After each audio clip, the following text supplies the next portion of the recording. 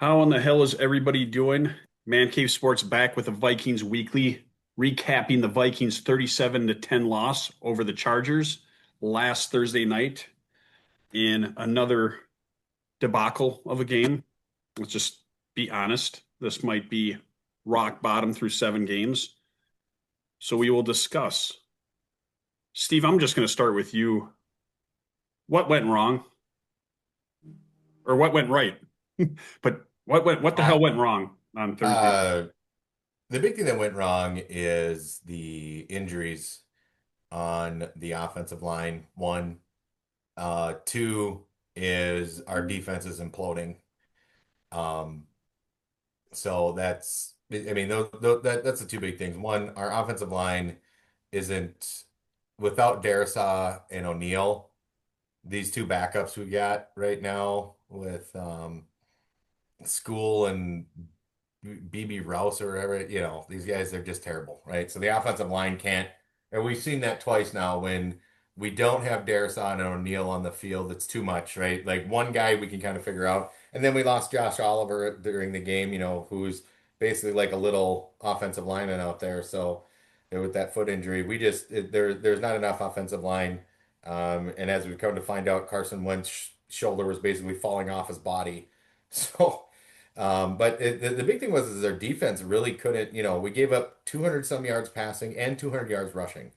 Um, right, there again too, we have people that are injured with, Van Ginkel being out. Um, Cashman's not playing up to his normal capabilities.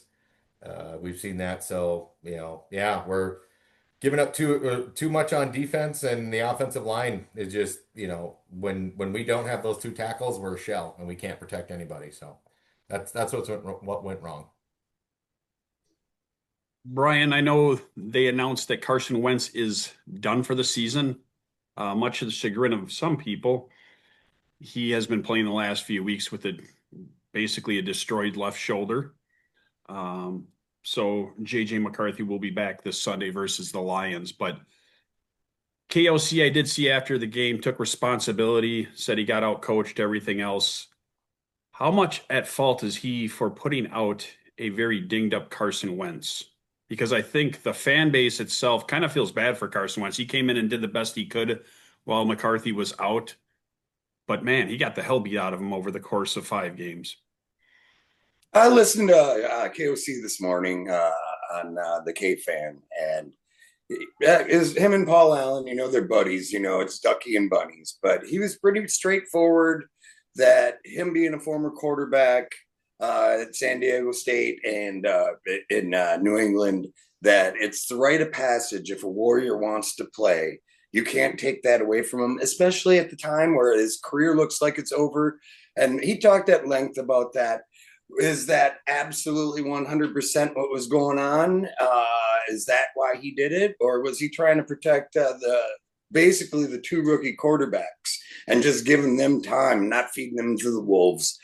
I think he handled it absolutely the way he could, I've heard from Carson that's what he wanted to do too. I mean, he doesn't know if he's going to be in this situation next year, so they went with the old. Hey, he wants to go out in a blaze of glory, and he might not have this chance. His hometown team. So that's what KOC said. But I think a lot of it is he was protecting Brosmer and JJ a little bit there. Yeah, I'm guessing when Carson Wentz grew up a Vikings fan and dreamed of playing for the purple, this is not what he envisioned. So, Steve, obviously, you have JJ McCarthy starting on Sunday, probably Brosmer, but backing him up. Is there a possibility that they pick up another quarterback? I think at this juncture, the 3-4 start, I know the team won't say it, but I think the fan base is starting to see that this season does not look like it's going to go the way that they had hoped coming off of a 14-3 season. But I mean, is there anything they can do in that quarterback room to salvage the season? I think they got to pick up a body, I think between JJ and Brosmer, you've got two young, capable quarterbacks. I think the more important thing though is they need to go pick up a center. right? They need to pick up a center or another tackle. Like if you're going to go look around for a trade to help this season and to really develop these quarterbacks, you need to shore up that offensive line. With Darrisaw and O'Neal with their knee injuries, with trying to play because Kelly's career might be over. Like he might not come back. He shouldn't come back. Speaking of protecting players, right? You got to protect them from themselves sometimes, and that's two concussions in less than 5 games. That guy needs to sit for a while. Um, so I think if they want to help this team and help this quarterback, yeah, picking up a third guy, fine, somebody who can come in and is serviceable, but nobody we bring in um, is going to be able to do anything behind this banged up offensive line. This offensive line will get anybody destroyed. So they would be better served picking up a center or an extra tackle, somebody, an extra guard, somebody that can help up in the middle or help on the edges here that can shore up this offensive line. And then play the season with McCarthy. Yeah, pick up an extra body in case McCarthy goes down, and then you got Brosmer and somebody else to try to salvage the season. But at 3-4, yeah, we're not quite to the halfway point. We're not out of a wild card, and I know that's a lot to talk about when we've seen the team the way that it is. But at the end of the day, you want to know what JJ McCarthy can do and what he can bring your team. You better get an offensive line of some type in front of him, otherwise, all we're going to see him do is running for his life and potentially get injured again. He's already had a torn meniscus, high ankle sprain. You invested a lot of capital in a guy that KOC wanted, that he wanted to bring in. You know what? You better put some meat up in front of him so that he can get protected. They want to help this team. I'm not so worried about. I don't care who you pick up for the third string QB. I'm not looking at a QB coming in and saving our season. I want to see what McCarthy can do. Bring in some offensive line help. There's centers out there like that guy in Miami who's got an expiring contract. He's serviceable. Go trade for somebody like that that can come in and help shore up that offensive line, and then see what McCarthy can do. Good, bad, or the otherwise. Yeah, the season might be toast, but I think priority number one is seeing what McCarthy can do, and if he's a guy that we can bank on for a couple more years or not. Yeah, agreed. I did notice Justin Jefferson seemed a little more frustrated than usual. I know he has not scored a touchdown since game one. And my assumption is, and the teams, since Justin has been in Minnesota, they've had a few successful years, unfortunately, no playoff wins. But Brian, do you think that Jay Jettis is getting a little frustrated with how the season's going? And let's be honest, his lack of touchdown productivity, which he's not accustomed to through this stage of his career. Well, absolutely. I mean, that guy's a gamer. He's a gamer, and he wants to be the greatest. I mean, he looks at his stats. He's one of those guys that does, even though he looks like a great guy. He's just one of those guys that wants to be the greatest. How could you not be frustrated? As Mr. Steve alluded to earlier, I mean, Carson does hold on to the ball a little bit, but with behind that line, I mean, if you're not going with your first read, I mean, they can't go more than 7 yards down the field. JJ is not that guy that you can hit him on a 2 yard pattern and he's going to get the yak yards and pull that off. He's best receiver in football, but that is not his specialty. So of course he's frustrated. I don't see it as a long-term problem in the locker room. I don't see it as that, oh, he's going to demand a trade. But obviously he's frustrated. And piggybacking on Mr. Steve on picking up some offensive line help. If you do anything, you do that. I fully expect your guy Queefy. I fully expect Mark Rippon's kid in here this week. So that's what I'd guess with the third QB. It's just we got to get through it. At least we got a couple more days this year or this week on a break. I mean, we played on Thursday. Lions had the bye week. They were watching that whole fiasco. Maybe KOC and JJ can dial up something else. That's the only positivity I got, Michael. Maybe they can do something. But as far as Jets goes, he's in it for the long haul. I mean, we're not going to get, if it's like this next year, maybe the squeaky wheel might get the grease, but he's a Minnesota Viking. So I don't see any chirping coming out of him really detrimental to the morale. Okay, Steve, we've talked about Jordan Addison. You had talked about potentially trading for some offensive line help. I know Jordan Addison is a name that due to some behavioral things, the suspension, the fact that he was benched first quarter a few weeks back, and that they have not signed him to extension. And he's probably going to get a lucrative one regardless of where it is. How do you think Jordan Addison fares before the trade deadline? Is he going to be a Viking in a couple of weeks, or is he going to get moved? I I I I think the Vikings, wouldn't want to move him if they didn't have to, right? Because having that 1-2 punch, if Jetta goes down, Addison's like a 1A, right? He can pull off. And when both those guys get 100-yard receiving games, look out. It's a nightmare for other teams. And when we're trying to boat race with other teams, sometimes it is a wonderful um, you know, tool to have in the bag there to be able to have an Addison and a Jefferson because it's a little bit of pick your poison, right? But at the same time, there are some maturity, character, whatever you want to call it, issues there.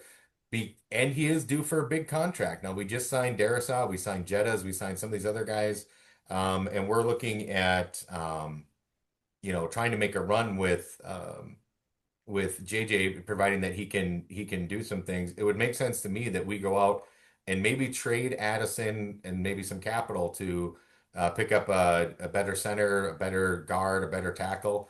Get some picks swap back and forth. I would do that, because right now, like I said, priority one is finding out if JJ McCarthy is the guy we want him to be. All right. Agreed upon that.